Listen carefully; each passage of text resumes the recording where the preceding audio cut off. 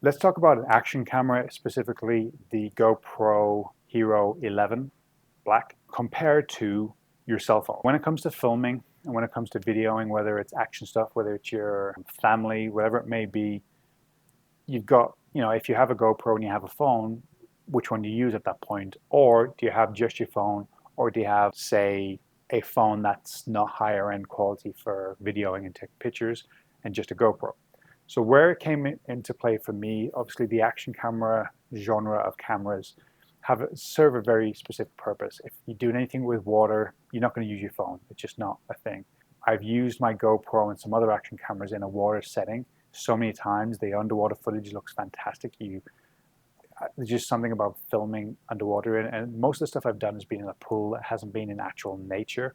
I am so pumped that at some point we're going to be going to Florida, filming nature, water, the ocean, hopefully get some wildlife in there, hopefully no sharks, but taking the GoPro in that type of scenario. And obviously your phone, typically if you're doing anything at a beach, anything around a pool, you're keeping your phone as far away as possible. These days, phones are waterproof to a certain depth for a certain amount of time, but you really just don't want to risk putting your phone anywhere near water, dropping it in or whatever it may be.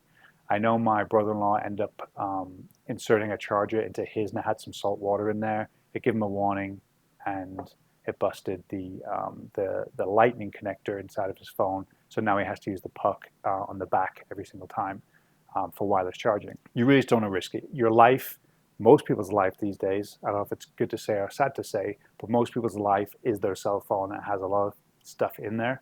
You don't want to lose it, whether it's backed up or not. You don't want to lose it. You don't want to break it because you're in and around water.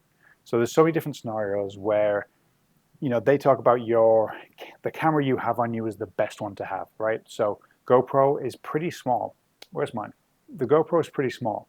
A tiny form factor. There is smaller cameras out there. Mainly the Insta360 Go 3 is the one I've tested recently. And that little thumb camera literally is the size of your thumb. I've used that underwater as well. And with the mounting system, it's very, very cool. So something like that / this can fit in your pocket very easily. You can get some pretty cool shots, some high quality shots with this thing. Audio from an action camera isn't going to be the greatest, but you can also say the audio from a cell phone also is not going to be the greatest, though they do work very hard to improve that. For shooting purposes, again, if you have both, you can kind of pick and choose which one's going to work best for the scenario. This comes with a lot of different modes, though. It comes with time lapses, night time lapses. There was a point in time where we happened to be in Utah and in the middle of top of a mountain in the middle of nowhere. I did not have this at that point, and I really, really wish I had, because I was just enamored by the sky at night. It was just, you could see the Milky Way. I did actually pictures with my cell phone doing a night time lapse, and we captured the Milky Way, and it looked just incredible. But I know this has specific night modes that I would love to have had this, or I don't know, anything that can capture the sky is fantastic, but this has the specific modes in there. The difference here, add the media mod to the GoPro. You can then do external mics. You can then do continuous charging through the port. It will have cold shoe mounts, top and bottom, so you can add lights. This becomes an all-purpose camera at that point when you start adding some of the accessories that you can purchase for it. And maybe even changing out the lens. I know this thing can be swapped out. This becomes more than just an action camera at that point. Not ideal scenario for some photography and videography, but very capable if you know what you're doing as well. So then flip back to the phone. Actually almost the same thing.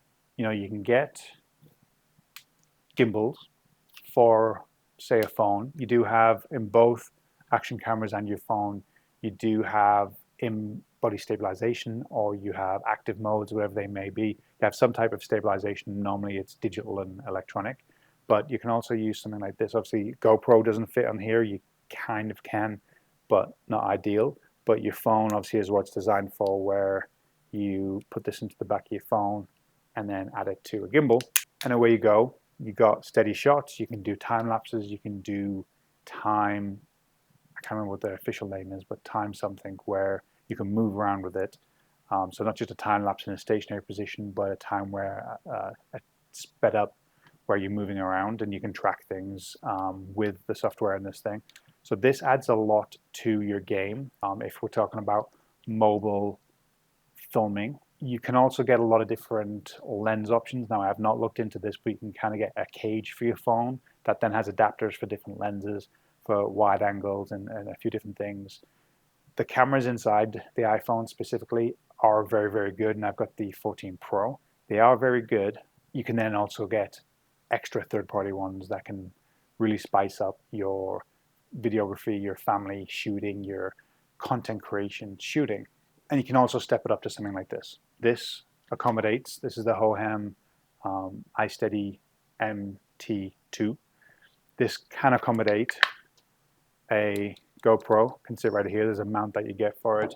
It could accommodate a phone. There's a special mount, which I'm actually using down here for my phone. So you can actually use your phone. There's a special adapter for a cell phone, as well as a mirrorless DSLR style camera will all fit on this. Obviously, there is a weight limit. Have AI tracking. You can have a light. You can have audio connected to this thing. There's a lot of different options, right? And this kind of wasn't a versus type video. This was you have two different cameras. What are you going to use? What are the different circumstances in which you may benefit from both? So really between a phone, between a action camera, a lot of versatility right there. We're living in a world where you can use such a small camera and get some great stuff. You can use your cell phone that you're using for your day-to-day life and social media and living, as well as being a content creation tool, or capturing family moments, or capturing the stars, or capturing underwater stuff if you have an action camera or a case on your phone. There you go. So you can still actually use your phone. You just need a case. That would be the solution. So that's kind of just my talking through and around which one might work best for different scenarios in your life. Question mark, right? Because I still am figuring that out myself. And now I have this thing and I can get some really stable shots with my Sony ZV-E10. I've got a lot of decisions to make when I'm filming stuff. What am I going to use? Phone, which is a very valid. I've done a lot of stuff with my phone at my gym on the Insta360 Flow. I want to start using my Sony for that type of stuff going forward, and I'm going to test that out soon with this. And I've done a lot of stuff with the GoPro, and now I have again another stable, steady scenario to use a GoPro. What do you use? Which do you use? But I hope that kind of explores some options for you. Maybe you learn something, maybe some products out there that can help change how and why you're using specific cameras for different scenarios. Thank you. Hope that helped. Have a great day. Bye.